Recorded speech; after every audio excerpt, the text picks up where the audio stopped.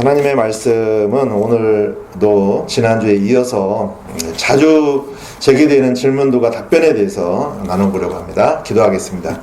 하나님 아버지 감사합니다. 오늘도 저희들에게 귀한 시간을 주셔서 주님을 경배할 수 있도록 해주시고 또 하나님의 말씀을 살펴볼 수 있도록 해주셔서 감사를 드립니다. 방금 저희들이 주님께 드렸던 찬송과 같이 우리가 때때로 무거운 짐을 지고 견디다 못해서 쓰러질 때도 있고 때로는 그 짐이 무거워서 우리가 버거워할 때가 많이 있습니다. 수고하고 무거운 모든 짐을 주님께서 가져오라고 말씀하셨고 주님께서 그 짐을 대신 져주시겠다고 말씀하셨습니다. 하나님 아버지, 우리가 때때로 당하는 어떤 어려움도 우리 주님이 잘 아시고 또 그 짐을 우리로부터 가져가셔서 우리에게 참된 평안과 쉼을 주기를 원하시는 줄 믿습니다. 우리가 늘 주님께 맡기며 나아가는 귀한 하나님의 자녀들이 다 될 수 있도록 인도해 주시기를 원합니다. 하나님 아버지, 이 시간에 하나님의 말씀을 살펴볼 때 저희가 하나님의 말씀을 잘 깨닫고 또 이 땅에서 정말 이 말씀이 우리의 진리의 양식이 되어서 우리의 삶을 변화시키고 또한 우리 믿음을 더 성장케 하는 귀한 말씀이 될 수 있도록 도우시기를 원합니다. 주 예수 그리스도 이름으로 기도했습니다. 아멘. 우리가 많은 궁금증들이 있어요. 성경을 읽다 보면 또 살다 보면 여러 가지 궁금증들이 많이 있는데 막연히 이 세상의 그런 원리나 어떤 세상의 가르침 가지고는 잘 이해를 하지 못할 때가 있고요. 또 잘못 알고 있는 그런 교리들도 있습니다. 이런 부분들을 우리가 하나님의 말씀으로 잘 정립을 해나가고 있습니다.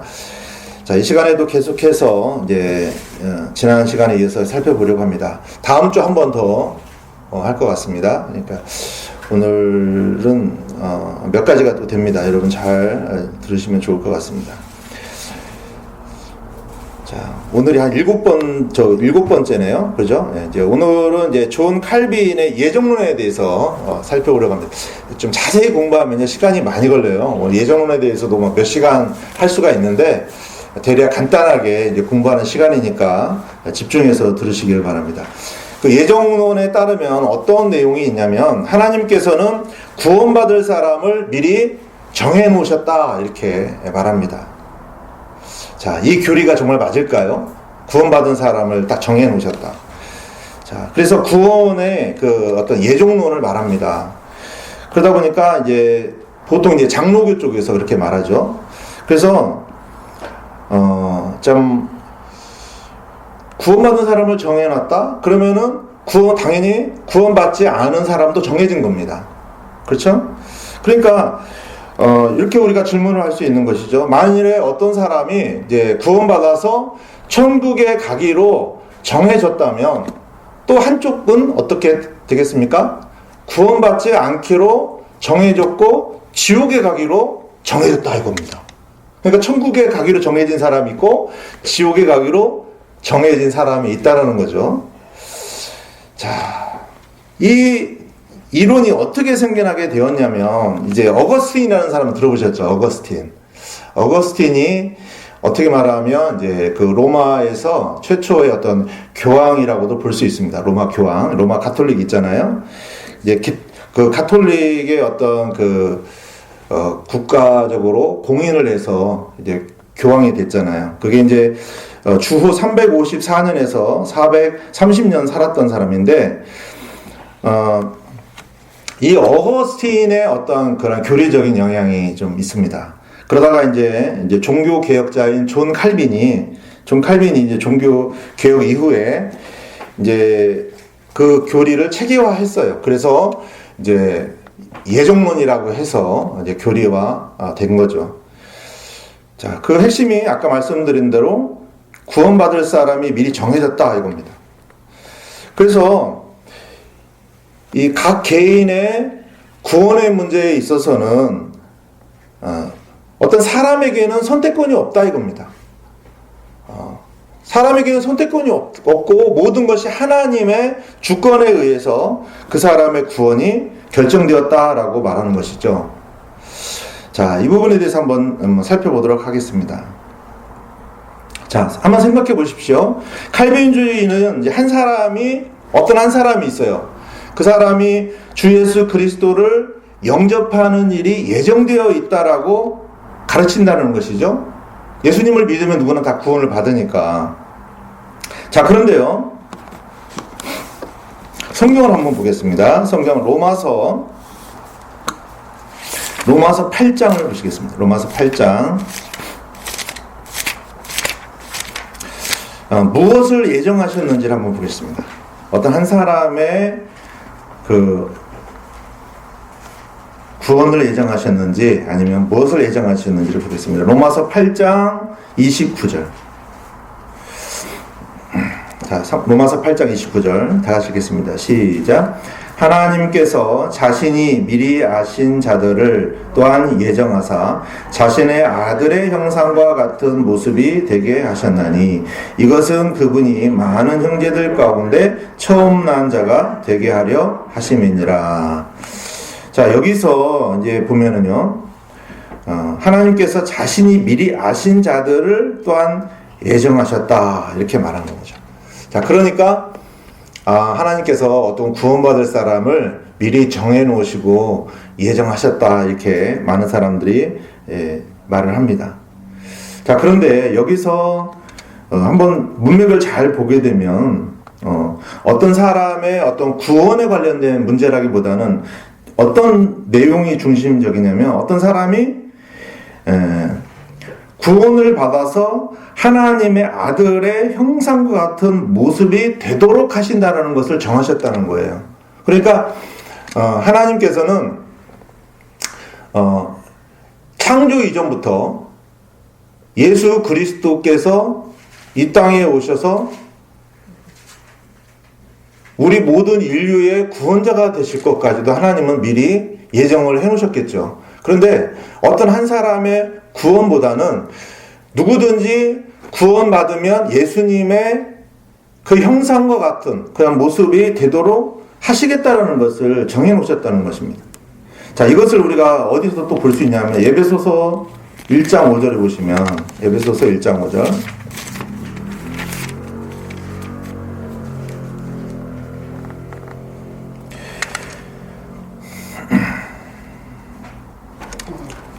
자, 에베소서 1장 5절이에요. 자, 에베소서 1장은 굉장히 중요한 장입니다. 여기 보면은 하나님께서 우리에 대한 구속의 예정을 볼 수가 있어요. 구속에 대한 부분들을 미리 정해놓으셨다는 걸 볼 수가 있는데 그 부분 가운데 5절을 보시면 다 같이 읽겠습니다. 시작.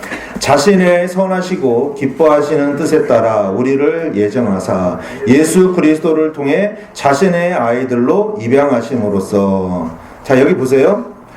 자, 우리를 예정하셨다라는 거죠.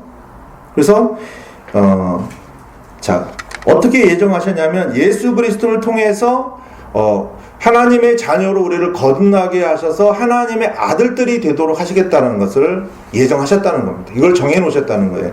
그 쭉 성경을 보게 되면 다 그리스도 안에서 주 안에서 이렇게 말씀하시거든요. 다 그러니까 예수 그리스도 안에 있으면요, 우리는 다 예정이 된 거예요. 예수 그리스도 안으로 들어와야 예정이 된 겁니다. 예수 그리스도 밖에 있으면 예정이 되지 않은 것이죠. 그래서 우리가 하나님의 아들들로 이렇게 예정되어 있다는 것을 말씀하시고요. 자, 11절을 또 보시겠습니다. 11절 다 같이 읽겠습니다. 시작. 모든 것을 자신이 뜻하신 계획대로 이루시는 분의 목적에 따라 우리가 예정되어 또한 그리스도 안에서 상속 유업을 얻었으니. 자, 그러니까 모든 것은요, 그냥 이루어지는 것이 아니라 하나님의 뜻, 하나님의 계획이 있어요. 그러니까 우리 사람의 시간 개념으로는 어떠냐면 과거와 현재와 미래가 있습니다. 그러나 하나님은요, 과거, 현재, 미래가 없어요. 여러분 잘 아시죠? 그 내용은. 왜냐하면 지금 하나님께서, 창조주 하나님께서 온 우주 만물을 창조하실 때는요, 하나님께서 시간과 공간을 만드신 거잖아요. 우리는 지금 시간과 공간 안에서 살기 때문에 예배당에 올 때 시간 맞춰서 와야 되고 걸어서 와야 되고 여기 예배당이라는 장소의 공간 안에서 경배를 드리잖아요. 그러나 하나님은요, 시간과 공간을 초월하시는 분이세요. 과거와 현재가 미래가 없습니다. 그렇기 때문에 어떻게 보면 우리가 지금 하나님께 경배드리는 것도 하나님의 시간적으로 보게 되면 하나님의 시간에서는 항상 현재고요. 우리의 시간 관점에서는 이미 예전부터 정해져 있었다고도 볼 수가 있는 거예요. 그렇죠? 그러니까 이 모든 것들이 하나의 시간 안에서 이루어지는 거잖아요. 자, 그러니까 여기 지금 말씀하시는 부분도 마찬가지입니다. 하나님의 목적과 하나님의 뜻하신 그 계획대로 모든 것들이 이루어지는데, 자, 우리가 구원받아서 그리스도 안에서 상속 유업을 얻게 하실 것도 하나님께서 다 그분의 뜻과 목적 안에서, 계획 안에서 이미 있었다는 것을 말씀하시는 거죠. 그러니까 하나님께서는 믿는 자 누구든지 다 구원을 받도록 해놓으셨고요. 이 하나님의 뜻하신 계획대로 그분의 목적 안에서 또 우리에게 그리스도 안에서 상속 유업을 얻도록 하셨다는 것을 성경 분명히 말씀하십니다. 자, 그러니까 우리가 이걸 알아야 됩니다. 하나님께서 우리를 창조하실 때 우리에게 뭘 주셨냐면요, 자유의지를 주셨어요. 여러분 자유의지 잘 아시잖아요. 자유의지는요, 사람이 선택할 수 있는 의지가 있는 겁니다. 내가 하나님을 선택할 수도 있고 마귀를 선택할 수도 있어요. 또 내가 하나님을 사랑할 수도 있고 하나님을 사랑하지 않을 수도 있습니다. 그렇죠? 생명나무를 선택할 수도 있고 선악을 알게 하는 나무의 열매도 선택할 수가 있는 거예요. 이게 다 사람의 자유의지가 있는 것이죠. 그래서 요한복음 3장 16절에 이렇게 말씀하십니다. 요한복음 3장 16절의 말씀을 보시겠습니다. 요한복음 3장 16절. 다 같이 읽겠습니다. 시작. 하나님께서 이 세상을 이처럼 사랑하사 자신의 독생자를 주셨으니 이것은 누구든지 그를 믿는 자는 멸망하지 아니하고 영존하는 생명을 얻게 하려 하심이라. 자, 여기 말씀해 보세요. 자, 하나님께서 이 세상을 사랑하셨어요. 그래서 독생자 예수님을 주셨는데, 자, 그 다음에 이어지는 말씀 보시면 누구든지 그를 믿는 자는, 그죠? 누구든지. 자, 그러니까 뭐냐면은 어떤 사람은 믿는 사람도 있겠고 또 어떤 사람은 안 믿는 사람도 분명히 있겠지만 누구든지 믿는 사람은 여기 분명히 영존하는 생명을 주신다 이거예요. 구원을 주신다는 거죠. 자, 그러면 만약에 하나님께서 구원받을 사람을 정해놓으시고 지옥에 갈 사람을 정해놓으셨다면 이 말씀이 의미가 없어요. 왜 그러냐면 누구든지 그 안에 예를 들어서 하나님께서 지옥에 가기로 정해진 사람이 이 누구든지 안에 들어올 수가 없는 겁니다. 그러면 하나님께서 선택권을, 자유의지를 주셔서 선택권을 주셨는데 선택을 제한하는 거예요.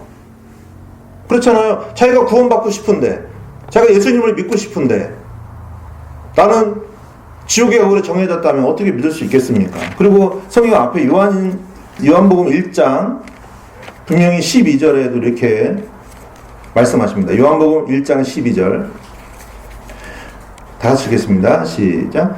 그분을 받아들인 자들 곧 그분의 이름을 믿는 자들에게는 다 하나님의 아들들이 되는 권능을 그분께서 주셨으니 아멘. 자, 그분을 받아들인 자들 곧 그분의 이름을 믿는 자들 누구든지 다 하나님의 아들들이 되는 권능을 주셨다 이겁니다. 그러니까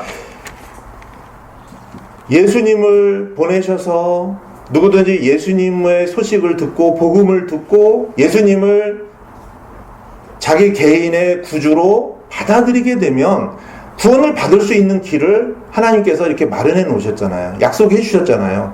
그렇기 때문에 하나님께서 구원받을 사람을 정해놓고 지옥에 갈 사람을 정해놨다면 굳이 이런 말씀을 기록하실 필요가 없는 거예요. 그렇죠? 그리고 우리가 복음을 전할 필요도 없는 거나 마찬가지입니다. 왜요? 아니, 하나님께서 다 정해 놓으셨다면 왜 우리에게 복음을 전하라고 하셨겠습니까? 그러니까 앞뒤가 안 맞는 거죠. 그래서 하나님께서는 예수님을 통해서 누구든지 구원을 받도록 예정하셨다는 거죠. 그렇죠? 어떠한 사람을 정해 놓으시고 그 사람을 구원하시고 또 그 어떤 사람을 지옥에 보내기로 정해 놓으신 것이 아니고요. 하나님은 누구든지 구원받을 수 있는 그 기회를 주시기 때문에 개인적으로 예수님을 믿어야 영원한 생명을 얻을 수 있다는 것입니다. 반대로 믿지 않으면 지옥에 가게 되는 것입니다. 자, 8번째로 방금 이제 지옥에 대한 말씀을 하셨으니까, 자, 많은 사람들이 지옥에 대해서는 들어서 알아요. 그렇지만 지옥이 정말 존재하는가? 이 부분에 대해서는 글쎄요 하고 이제 믿지 않는 사람들이 너무나 많아요.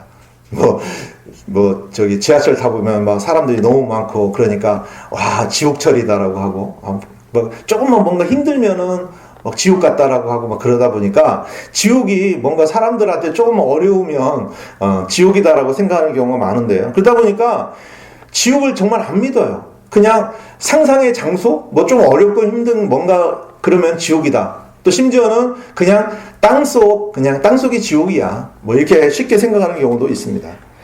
자, 많은 그 사람들이요, 지옥을 안 믿어요. 왜 그러냐면, 자, 인본주의적인 그런 관점을 가지고 있는 사람들이 어떤 생각을 하냐면, 하나님은 사랑의 하나님인데, 어떻게 사람을 지옥에 보내시겠습니까?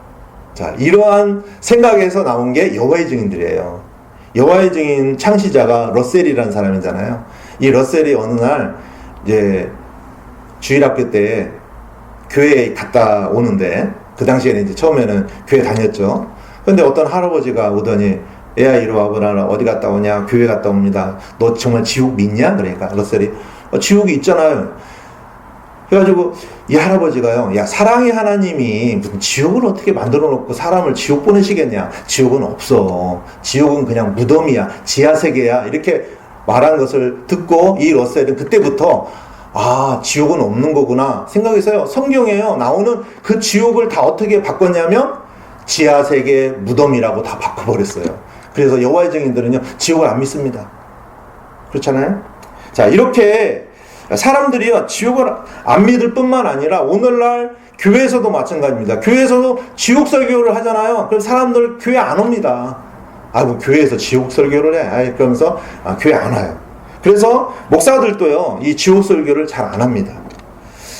자, 지옥이 그러면 언제부터 존재하게 되었는지 이제 성경을 펴서 보겠습니다. 창세기 6장 2절을 보시면, 창세기 6장 2절, 창세기 6장 2절에 이런 기록이 있습니다. 하나님의 아들들이 사람들의 딸들을 보되 그들이 아름다운 것을 보고 자기들이 택한 모든 자를 자기를 위해 아내로 삼으니라. 자, 여기요, 하나님의 아들들이라고 나오잖아요. 자, 많은 사람들이 궁금해합니다. 여기에 나오는 이 하나님의 아들들이 누굴까? 자, 그런데요, 4절에 보니까 당시의 땅에는 거인들이 있었고, 자, 거인들이 등장합니다. 이게 이제 히브리어로는 네피림이라고 하거든요. 그런데 예전에 개역 성경에 네피림이라고 나옵니다. 왜 네피림이라고 나오냐면 이 문맥을 이해를 못하니까 그래요. 이 문맥을 이해를 못하니까 거인들이 왜 나오냐 이거죠. 그래서 이거는 뭔가 좀 이상하다 해가지고, 분명히 영어로는 자이언트입니다. 거인, 정말 큰 거인이에요. 여러분 골리앗 아시죠? 골리앗 거인이거든요. 사람의 보통 키보다요 한 3배, 4배의 큰 거인입니다. 그러니까 여기 이 거인은 실제 하는 거인입니다. 그런데 이 거인이 갑자기 왜 나오냐면, 이 하나님의 아들들이 사람의 딸들과 어떻게 합니까? 결혼을 해요. 자, 그러면 이 하나님의 아들들이 누구냐 이거죠. 자, 이 존재가 바로요, 하늘에 있다가 땅에 내려와서 사람의 몸을 입었던 타락한 천사들을 의미합니다. 자, 베드로후서에 이 근거 말씀이 있어요. 베드로후서 2장을 보시면, 베드로후서 2장, 베드로후서 2장 4절. 자, 여기 말씀에 이렇게 기록이 되어 있어요. 제가 읽을게요. 하나님께서 죄지은 천사들을 아끼지 아니하사 지옥에 던지시고 어둠의 사슬에 넘겨주어 심판 때까지 예비해 두셨으며. 자, 여기 보니까요, 죄지은 천사들이 나오잖아요. 자, 여기서 이 죄지은 천사들을 두 부류로 볼 수가 있어요. 한 부류는 뭐냐면, 자, 루시퍼라는 천사가 하늘 왕국에서 하나님께서 받으시는 영광을 가로채려고 하다가 쫓겨났죠. 그때 그 사탄에게 동조했던 천사들도 있었을 것입니다. 그 천사들로 보는 견해도 있고요. 또 하나는 아까 읽었던 창세기 6장에 나오는 하나님의 아들들, 바로 천상의 존재를 하나님의 아들들이라고 하는데, 그 존재들이 이제 몸을 입고 이 땅에 내려와서 사람의 딸들과 그렇게 결혼했을 때에 그것을 여기 말씀 그대로 타락한 천사들이라, 죄지은 천사들이다라고 보는 겁니다. 그래서 자, 이들을 어떻게 했다고 하냐면 지옥에 던지시고 어둠의 사슬에 넘겨주어. 자, 언제까지? 심판 때까지. 이 심판은 아직 임하지 않았습니다. 앞으로 이 심판은 분명히 임하게 되는데, 그때가 언제입니까? 이제 천년 왕국이 끝나고 영원으로 들어가기 바로 직전에 있게 되겠죠. 자, 그때가 심판 때죠. 자, 그러면 자, 또 한 구절을 보시겠습니다. 유다서 요한계시록 바로 전이에요. 유다서 6절. 유다서 6절. 찾으셨죠? 다 같이 읽겠습니다. 시작. 또 자기들의 처음 신분을 지키지 아니하고 자기들의 거처를 떠난 천사들을 큰 날의 심판 때까지 영존하는 사슬로 묶어 어둠 밑에 예비해 두셨는데. 자, 여기서도 보세요. 처음 신분을 지키지 아니하고 자기들의 거처를 떠난 천사들이 있어요. 그게 바로 창세기 6장에 나오는 그 하나님의 아들들이죠. 그래서 그들이 자, 심판 때까지 영존하는 사슬로 묶어 두셨는데, 어디에 묶어 두셨어요? 어둠 밑에. 그 어둠 밑이 어딜까요? 바로 지옥입니다. 지옥은요, 깜깜한 어둠이에요. 자, 이렇게 상상의 장소가 아니라 지금 실제 장소로 분명히 말씀을 하고 계시는 거예요. 자, 예수님께서 이 지옥에 대해서 언급을 하셨죠. 누가복음 16장을 보시면, 누가복음 16장 예수님께서 언급을 하신 부분이 나옵니다. 예수님께서 있지도 않은 지옥을 언급을 하실 리가 없죠. 자, 누가복음 16장에 보면 잘 아시는 내용이 나와요. 어떤 내용이냐면 19절부터 보면요. 19절부터 31절까지 내용이 뭘까요? 바로 부자와 거지 나사로 이야기예요. 자, 여러분 잘 아시죠? 부자와 거지 나사로 이야기. 부자는 어디를 갑니까? 지옥을 가죠. 그죠? 그리고 거지 나사로는 아브라함의 품으로 갑니다. 자, 아브라함의 품이요. 여러분 좀 생소할 수도 있어요. 아브라함의 품이 뭘까? 자, 성경 여기 뒤에 보면은요. 이 뒤에 보면은 그림이 하나 있는데, 어떤 그림이냐면 성경 이게 그림 중에서 여러분들이 이제 성경 혹시 그림을 보시면 제 성경에는 81페이지예요. 저 지하 세계 지옥이라는 그림이 이렇게 있어요. 가로로 81쪽의 그림을 이렇게 가로로 보시게 되면, 자, 이게 이제 지하 세계를 이렇게 그림으로 표현한 겁니다. 여러분 지금 이 지구가요, 이 땅덩어리 밑에 지금 어떤 세계로 이루어져 있냐면, 원래 이 오른쪽 이 부분이 이렇게 지옥이라고 표시가 되어 있고요. 그렇죠? 그 다음에 이렇게 과거의 낙원이라고 되어 있는 부분이 있습니다. 과거의 낙원. 여기 예수님의 십자가 이전에는 과거의 낙원이라는 부분이 있었는데, 이 부분이 바로 아브라함의 품이라는 거예요. 그러니까 그 거지 나사로는 여기에 갔었고요. 그 다음에 이 중간에는 이렇게 길게 갈라진 구렁텅이가 있어요. 건너갈 수가 없습니다. 이쪽에서 이쪽으로 건너갈 수가 없어요. 그 다음에 이제 한쪽에는 바로 불이 타오르는 지옥이 있었죠. 그래서 부자가 거기서 고통을 받게 된 겁니다. 제가 성경을 잘 이렇게 다 읽어보면 또 시간이 걸리니까 여러분들 이 내용을 아실 거예요. 그래서 근데 우리가 알아야 되는 건 뭐냐면, 이 부분이 그냥 단순히 비유가 아니라는 거예요. 예수님께서 있지도 않은 그런 이야기를 하신 것이 아니라 정말로 한 부자와 거지 나사로라는 사람이 이렇게 실제적으로 아브라함의 품과 지옥에 가게 된 것을 말씀하신 것이죠. 자, 그 다음에 또 예수님께서 말씀하신 부분이 이제 마태복음 25장에 나옵니다. 마태복음 25장. 마태복음 25장을 보시면 41절. 자, 예수님께서 이제 지상재림을 하시거든요. 이제 7년 대환란 후에. 그래서 천년 왕국을 세우시기 전에 어떠한 일을 하시냐면 양의 민족과 염소의 민족으로 나누세요. 자, 양의 민족과 염소의 민족의 판단 기준이 뭘까요? 여러분 아세요? 자, 지금요 이스라엘 전쟁하고 있잖아요. 자, 이스라엘 편에 서서 이스라엘을 지지하면요 양의 민족입니다. 그리고 이스라엘을 대적하면 염소의 민족이에요. 그게 실제적으로 예수님께서 분명히 말씀을 하신 부분이 기록이 되어 있어요. 41절에 이렇게 기록이 되어 있습니다.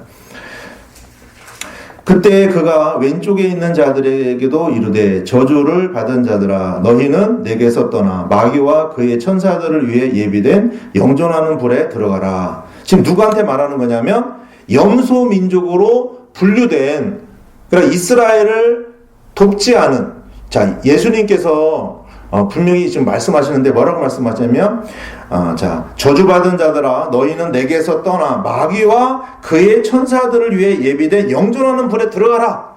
이렇게 주님께서 말씀하죠. 그러면 이 장소가 실제로 존재하는 거예요? 안 존재하는 거예요? 당연히 존재하는 거죠. 예수님께서 존재하지도 않은 곳에 들어가라고 말씀하십니까? 말이 안 되는 거예요. 그렇죠? 자, 그 다음에 마태복음 25장 46절, 여기 46절에 보시면 그리하여 이들은 영존하는 형벌에 들어가되 의로운 자들은 영원한 생명에 들어가리라. 자, 여기서 영존하는 형벌, 바로 이게 지옥의 형벌을 말씀하시는 겁니다. 자, 분명히 예수님께서 이렇게 지옥을 언급을 하셨어요. 자, 그 다음에 성경 끝에 보면 요한계시록이에요. 요한계시록 20장.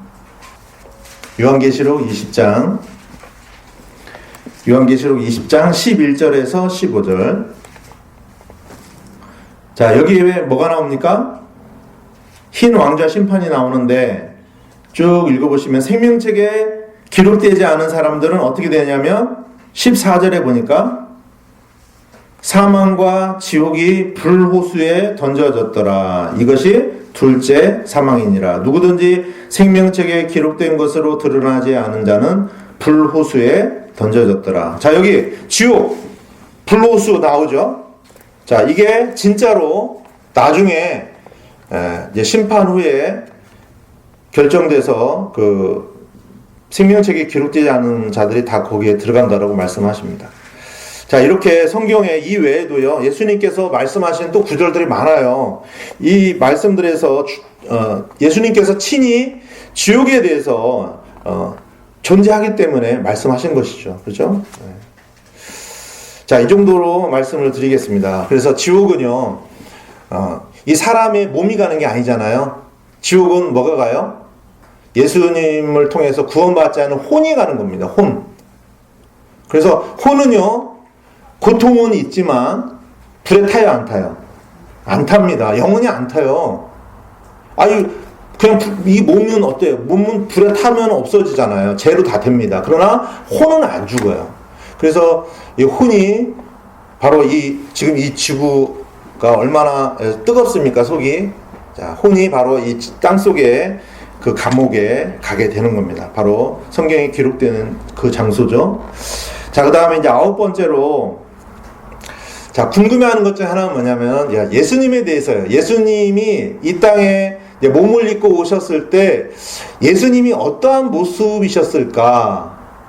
보통 이제 성화라고 하잖아요. 뭐 우리 달력에는 그런 그림이 없는데요. 또 이제 교회, 저기 뭐 저런 이제 스테인드 글라스는 좀 다르지만, 보통 이제 예수님이라고 해가지고 딱 이렇게 보면 어때요, 보통? 예수님이 노랑머리, 그죠? 그 다음에 백인, 그죠? 수염도 좀 나시고. 그래서 보통 사람들이 생각할 때 예수님이 그 뭐 영화에 나오는 그 뭐 쟈니처럼 뭔가 이렇게 좀 그 백인이고 노랑머리를 가지고 있고 수염이 난 사람으로 생각하는 경우가 많이 있습니다.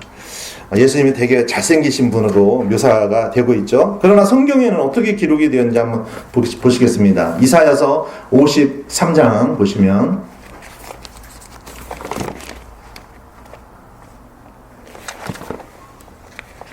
예수님이 오시기 전에 한 700년 전에 이렇게 기록을 해놓으셨거든요. 예수님이 어떻게 생기셨을까를 말씀하셨는데, 자, 2절에 이렇게 기록이 되어 있습니다. 자, 2절에 그는 그분 앞에서 연한 초목같이 마른 땅에서 나온 뿌리같이 자라리니 그에게는 모양도 없고 우아함도 없으며 우리가 그를 볼 때에 그를 흠모할 만한 아름다움이 없도다. 자, 예수님의 어떤 외적인 모습이 이럴 것이다 라고 묘사를 해놨는데 어때요? 자, 모양도 없어요. 우아함도 없어요. 자, 흠모할 만한 아름다움도 없어요. 요즘에 그 TV 이렇게 보면은 그 뭐 배우들이라든지 뭐 그 보면은요 다 잘생겼잖아요. 그래서 아니 예수님께서 하나님의 아들로 이 땅에 오셨으면 아주 예수님도 당연히 잘생기신 분으로 오셔야 되는 게 아닌가라고 생각할 수가 있죠. 그러나 성경은 전혀 그렇지 않을 것이다 라고 예언을 해놓으셨습니다. 자, 마태복음 26장을 보시면요. 26장. 마태복음 26장. 예수님께서 어떠한 모습이셨을까? 마태복음 26장.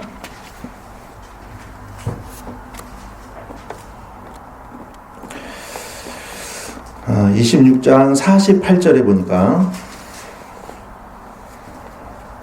자, 26장 48절 한편 그분을 배반하여 넘긴 자가 그에게 표적을 주며 이르되 내가 누구에게 입을 맞추든지 바로 그 사람이 그니 그를 단단히 붙잡으라 하고는 이게 무슨 내용인지 아시죠?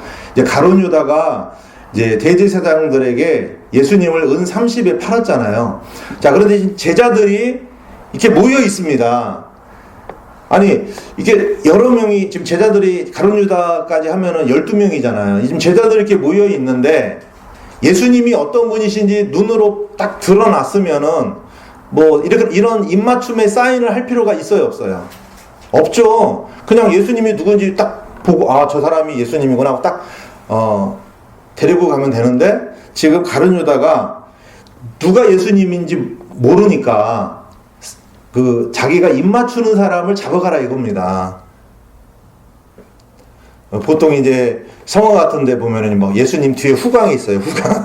그러니까 가룟 유다가 저 후광이 있는 사람을 잡아가라 이렇게 하면 될 텐데 그렇게 안 하잖아요. 그냥 누가 누군지를 모를 정도예요. 그러니까 다른 제자들과 예수님의 모습이 별반 차이가 없다라는 겁니다. 뭐 다른 제자들은 저 옷을 좀 허름하게 입고 예수님은 멋있게 옷을 입었으면 뭐 딱 표시가 나겠죠. 그러나 다른 사람들과 예수님과는 차별이 없을 정도로 이렇게 구분하기가 어려웠다는 것을 알 수가 있어요.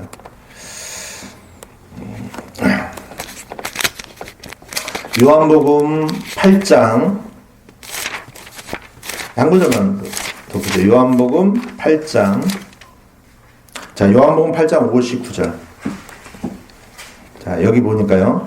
자, 그때 그들이 돌을 들어 그분께 던지려 하였으나 예수님께서는 자신을 숨기시고 성전에서 나가시되 그들의 한가운데를 통과하사 그렇게 지나가시니라. 자, 이 구절을 통해서 보게 되면 예수님은요 사람들 앞에서 그분 자신을 드러내는 것을 원하지 않으셨다는 거예요. 보통 사람들 같으면요 자, 요즘에 예를 들어서 교주를 한번 생각해 봅시다. 교주들은 어떻습니까? 어디 딱 가면요 제일 높은 자리에 앉고 뭔가 특별한 옷을 입고 사람들 앞에서 내가 뭔가 특별한 사람이다라는 것을 이렇게 강조를 할 겁니다. 그러나 예수님은요 그렇게 하지 않으셨어요. 그렇죠? 어디 다니시던 예수님은 평범하게 다니셨다는 것을 알 수가 있습니다. 그리고 이제 고린도전서에 보면 그 긴 머리는요, 어떻게 보면 남자의 수치입니다. 하나님께서는 본성적으로 여자는 긴 머리를 하도록 하나님께서는 하셨고요. 남자는 짧은 머리를 하도록 하셨어요. 근데 요즘에 뭐 연예인들도 보면 뭐 긴 머리 하고요. 또 여자들은 막 짧게 치고 그러잖아. 이거는요, 하나님의 원하시는 모습이 아닙니다. 왜냐하면 고린도전서 11장에 보면 여자의 긴 머리는 덮는 것을 대신한다라고 말씀하세요. 이건 뭐냐면은 여자의 머리는 남자잖아요. 남자의 머리는 예수 그리스도시잖아요. 자, 그래서 하나님 앞에 경배 드릴 때는 어떻게 보면요, 예수 그리스도께서 교회의 머리시거든요. 또 여자가 자 머리를 길게 하고 있으면 어떤 의미가 있어요? 머리를 덮는 거라 해요. 머리를 덮는 거. 왜냐하면 그 당시에 고린도 교회가요, 그 여자들이요 머리를 되게 짧게 깎았나 봐요. 그래서 이 사도 바울이 고린도전서 11장에 보면 짧은 여자들은 머리를 덮으라고 그런 거예요. 머리를 짧게 하면 안 되기 때문에. 왜 그러냐면 그 덮는 것으로 인해서 경배할 때에 머리가 없다라는 것을 가리키는 겁니다. 그러니까 뭐예요? 자, 여자의 머리는 남자인데 지금 여자의 머리가 없다라는 겁니다. 그것은 뭐냐면 하나님께 경배 드릴 때는 형제나 자매나 똑같이 머리이신 그리스도만 높이는 그런 의미가 있는 거죠. 그래서 그 영화 배우처럼 예수님이 긴 머리를 하고 있는 모습이 아니라는 거죠. 그냥 평범하게 짧은 머리 그런 하고 있는 분이라는 것을 알 수가 있죠. 자, 그러니까 전형적인 평범한 유대인처럼 생긴 거예요. 지금 팔레스타인 사람처럼 생겼다는 겁니다. 자, 왜 예수님께서 어떤 분이시다라고 성경에 정확하게 묘사를 안 해놓았을까요? 한번 생각을 해보세요. 성경은요, 우상 숭배를 금합니다. 성경에서 어떤 형상을 놓고 뭔가를 만들고 그러는 거를 원하지 않아요. 만약에 예수님의 형상을 사람들이 만약 예수님께서 내 모습을 보존하라 이렇게 말씀하셨다면 사람들이 예수님의 모습을 뭐 어떻게 해서든지 묘사해서 뭐 그림을 그려놓든지 뭘 형상을 만들어 놓든지 했을 겁니다. 그러나 주님이 그걸 원하지 않으셨다는 것이죠. 이것은 다 우상 숭배를 하지 못하도록 막으신 겁니다. 자, 그리고 또 중요한 건 있어요. 이게 뭐냐면요, 예수님께서 자 부활하셨을 때 예수님의 모습이 변했어요, 안 변했어요? 변했어요. 그러니까 예수님을 알아보지 못한 겁니다. 예수님의 외모가 변했어요, 완전히. 그리고 예수님의 그 몸도 그냥 이 몸이 아니라 신비의 몸으로 바뀌신 거잖아요. 그렇죠? 자, 그러니까 요한계시록에 보면 요한계시록에서 예수님이 자, 하늘 왕국에서 지금 어떤 모습을 가지고 계세요?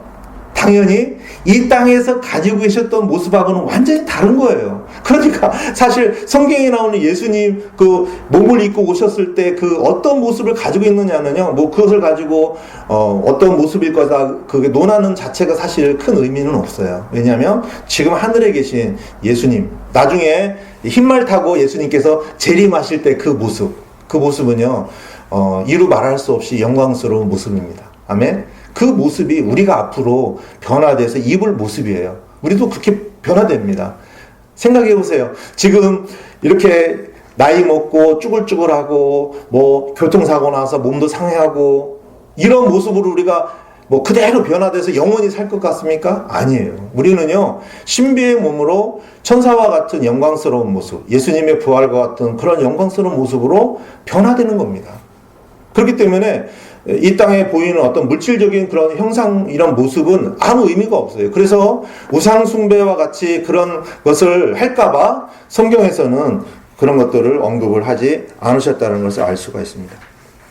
그래서 로마서 1장 23절에도 썩지 아니할 하나님의 영광을 썩을 사람이나 새나 네 발 달린 짐승이나 기어다니는 것들과 같은 형상으로 바꿨다라고 주님이 말씀하시면서 우상 숭배를 거절하시는 것입니다.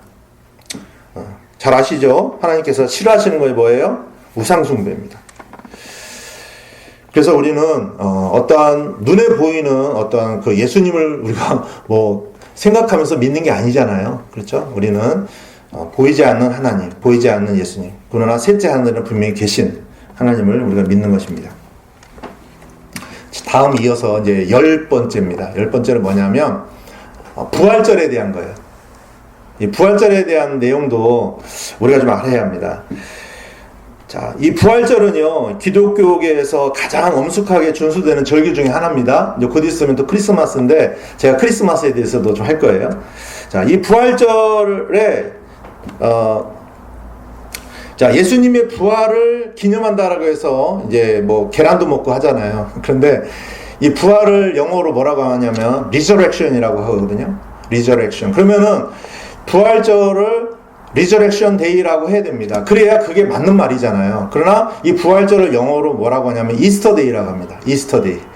좀 이상하지 않아요? 저도 좀 이상하게 생각을 했었는데 왜 이스터 데이가 되냐면 이 이스터 신이라는 이스터 신의 기원을 이제 한번 알아보면 그 게르만 신화 그 유럽 독일 쪽의 어떤 그 신화에 나오는 봄과 다산의 여신 중에 하나인 에오스테레라고 있습니다. 에오스테레 이스터 똑같은 어원입니다. 그래서 이 이스터가 에오스테레에서 나왔기 때문에 이 여신 축제와 관련이 있는데 이 여신 축제일이 언제냐면 봄이에요. 봄이 여신 축제일인데 이 여신이 다산을 상징하기 때문에 닭이 계란을 쑥쑥 낳잖아요. 그래서 이 다산을 상징하는 신이에요. 근데 이때가 봄이기 때문에 예수님의 어떤 부활 시기하고 조금 이렇게 겹쳐요. 그러다 보니까 이거를 같이 합쳐버린 거예요. 또 성경을 보시게 되면 사사기를 볼까요? 사사기, 구약 성경을 보시면 사사기 2장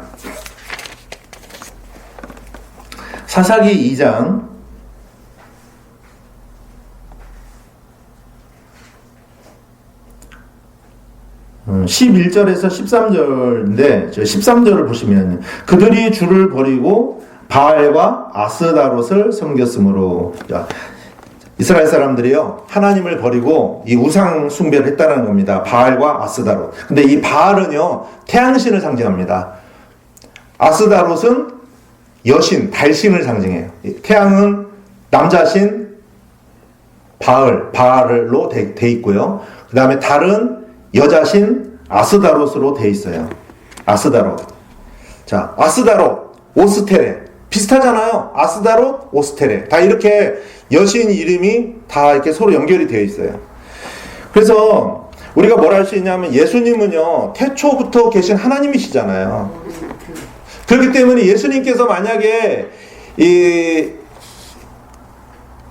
탄생일과 뭐 부활 날짜를 기념하도록 하셨다면 제자들이 그것을 당연히 기념하고 알려줬겠죠. 그러나 전혀 성경에 보면 예수님의 탄생이 언제인지 부활이 언제인지를 정확하게 알려주고 있지는 않습니다. 다만 예수님이 33세가 되셨을 때 공생애를 시작하셨고 3년 반 동안 사역하시다가 십자가에 못 박히시고 3일 후에 부활하셨다가 40여간 계시다가 하늘로 올라가셨잖아요. 그래서 시기적으로 그거를 이제 추측할 수는 있습니다. 그러나 언제 날짜를 정확하게 이렇게 알려주시지는 않았다는 것이죠. 자, 그러면 예수님의 부활을 우리가 어떻게 생각을 해야 되냐면, 자, 요한복음 20장 1절을 보시면요.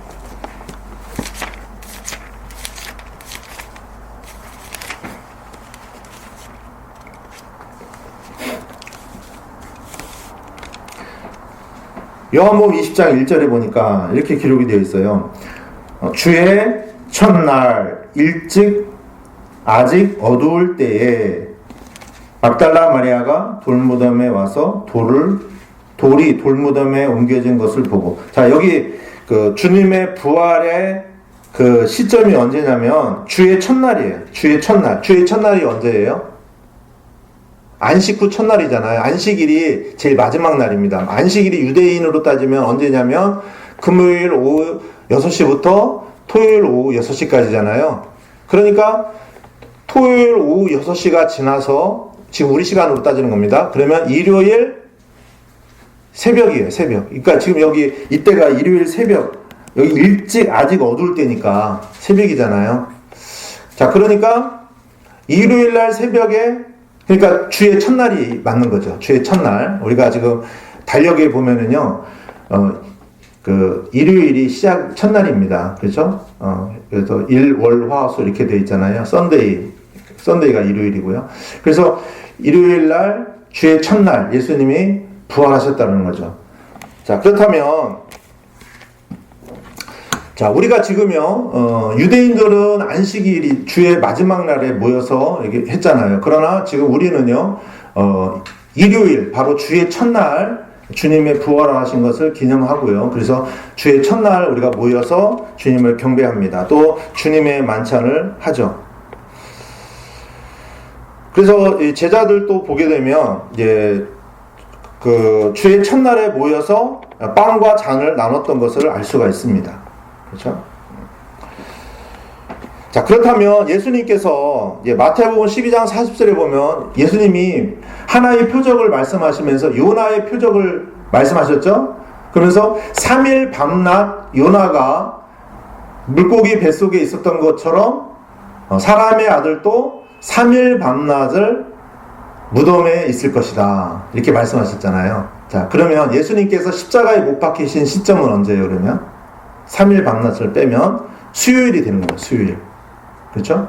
근데 이제 로마 카톨릭에서는 예수님이 십자가에 못 박히신 시점을 금요일로 봅니다. 금요일. 말이 안 되죠. 금요일에서, 만약에 주일날 부활하셨으면은 이틀밖에 안 되는 겁니다. 그래서 이게 말이 안 되는 겁니다. 시계적으로 맞지 않는 것이죠. 그래서 바로 이 주님의 이 부활이 주의 첫날 바로 일요일로 되어 있다는 것을 우리가 알아야 되고요. 주님께서 우리에게 부활을 기념하라고 하시진 않았다는 거죠. 다만 우리가 주의 만찬을 통해서 주님의 죽으심을 오실 때까지 기념하라는 것을 우리가 기념하는 거고요. 또 하나는 뭐예요? 침례를 통해서 우리가 주님과 함께 죽고 묻히고 부활했다는 것을 또 우리가 행하는 겁니다. 그래서 성경에는 뭘 이렇게 기념하라는 것에 대해서 우리가 주님의 명령은 이 두 가지다라는 것을 알면 좋을 것 같아요. 그래서 이 부활에 대한 부분을 우리가 좀 더 자세하게 공부할 필요도 사실 없어요. 왜냐하면 이미 우리가 너무 쉽게 이해할 수 있는 부분이기 때문에 이 정도 하고 마치도록 하겠습니다. 다음 시간에 이어서 하겠습니다. 다음 시간에 크리스마스에 대해서도 살펴보도록 하겠습니다.